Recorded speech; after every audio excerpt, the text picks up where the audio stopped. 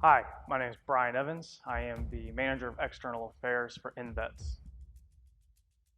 I grew up here in Indiana in a small town called Greenfield, just east of Indianapolis. When I turned 17, I decided I'm gonna enlist. I discovered that I had some minor medical issues and I was actually disqualified. And I just remember thinking, my dreams are over. I have no plan for my future. I didn't take my SATs. I didn't plan for college like all my friends did because I was dead set on joining the Marine Corps. After I graduated, I moved out, started living on my own. I was fortunate enough to get a job during the day working as a ranch hand on a horse ranch. And then in evening times, I worked at the Boys and Girls Club as a kids counselor for an after school program. I was having great experiences and I was comfortable, but I always felt that there was more that I needed to do, and I still had that desire to serve my country. At 19, I got a phone call from the brand new Marine Corps recruiter that just moved to the area, and he found my file and he's like, "Hey, you still want to serve?" I enlisted in May of 2013 and left boot camp, and I joined the infantry because I wanted to go overseas and do my part to the fullest extent that I can. After infantry school, life threw me another beautiful curveball where a handful of my graduating class actually got sent to DC at Marine Barracks, Washington, instead of going to normal infantry units. So that's kind of where I developed as a person, because I had probably the most extraordinary experience that any infantry Marine could ever have, or any 19-year-old at that point. We did services all over the National Capital Region with the White House, Pentagon, United Nations General Assembly.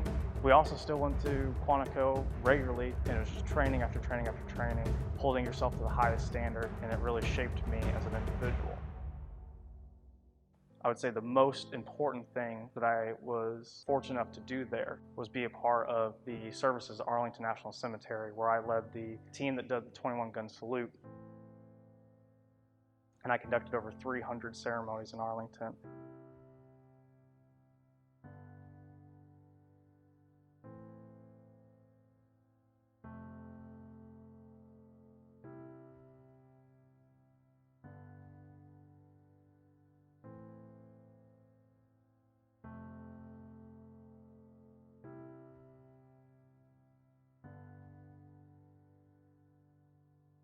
And I also led the team that did the dignified transfers at Dover National Air Base, where fallen Marines, whether in combat or in training, are sent to Dover in the aluminum caskets with the flag draped over them. And then my team would go in, ceremoniously carrying them off the planes in front of their family into the trucks where they are sent home.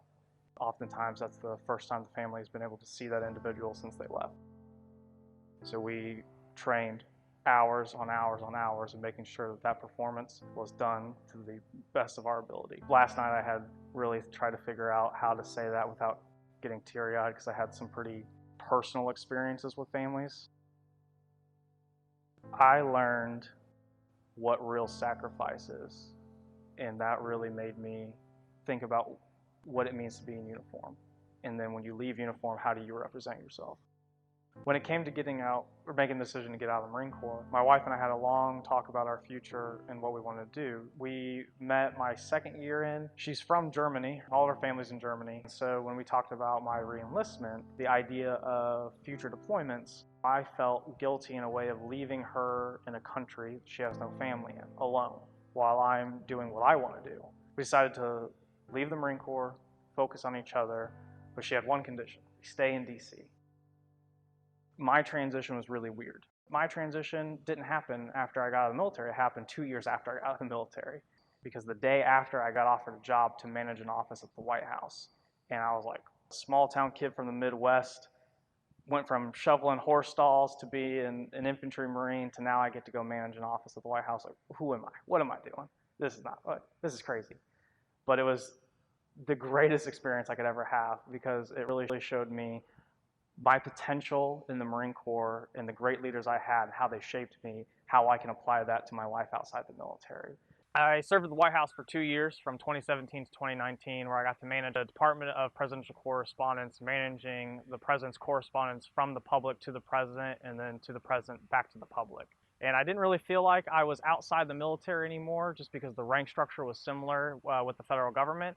Plus, I had a phenomenal staff that I got to form a close relationship with, And then I had amazing interns every semester who I felt like junior Marines that I was just mentoring as they were transitioning into their professional lives after college. It was when I left the White House is when I truly felt my transition kick in. My wife and I found out that she was pregnant with our first child, and we were unbelievably happy, but we knew that Washington, D.C. was not the place to raise kids.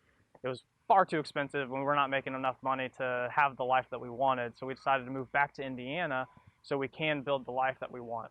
We were excited to move back to Indiana, but I was naive in thinking that with my military experience and experience at the White House that I would quickly find work. I was devastated and frustrated.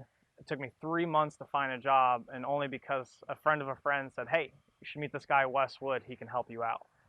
I met Wes. He had started INvets, and he got my foot in the door with a nonprofit called Connexus Indiana, where they helped manufacturing companies in Indiana with their workforce development. With that position, I got to learn a lot about the struggles that a lot of hiring managers face when trying to find talented people to fill their positions and kind of the intricate working nature of workforce development.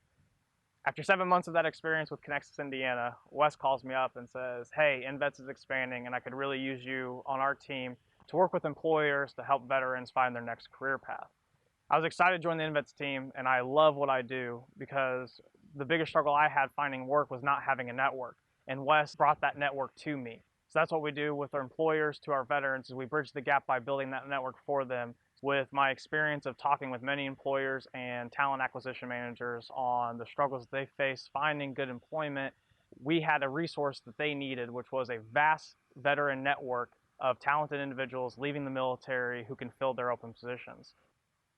If you're an employer in Indiana or a veteran transitioning to Indiana or currently residing in Indiana, we hope that you go to invets.org, sign up, and join our team so we can bridge that gap for you.